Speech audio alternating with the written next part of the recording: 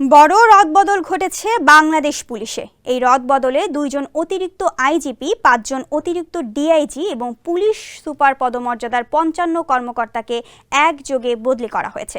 রোববার স্বরাষ্ট্র মন্ত্রণালয়ের জননিরাপত্তা বিভাগের পুলিশ 1 শাখা থেকে জারি করা পৃথক 4টি প্রজ্ঞাপনে এসব বদলি করা হয়।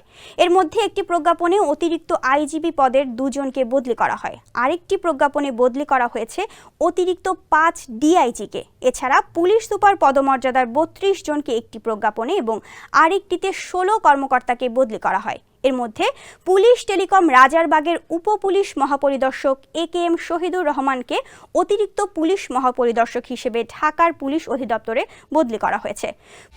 একমাত্র ওয়ালটন এসি দিচ্ছে 1 বছরের রিপ্লেসমেন্ট গ্যারান্টি এবং কম্প্রেসরের 10 বছরের গ্যারান্টি। পুলিশ অধিদপ্তরে সংযুক্ত থাকা অতিরিক্ত উপপুলিশ মহাপরিদর্শক মোহাম্মদ সাখাওয়াত হোসেনকে অতিরিক্ত উপপুলিশ মহাপরিদর্শক হিসেবে ট্যুরিস্ট পুলিশে বদলি করা হয়েছে।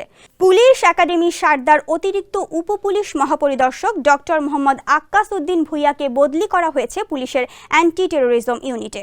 প্রজ্ঞাপনগুলোতে বলা হয়েছে জনস্বার্থে জারিকৃত এই আদেশ অবিলম্বে কার্যকর হবে।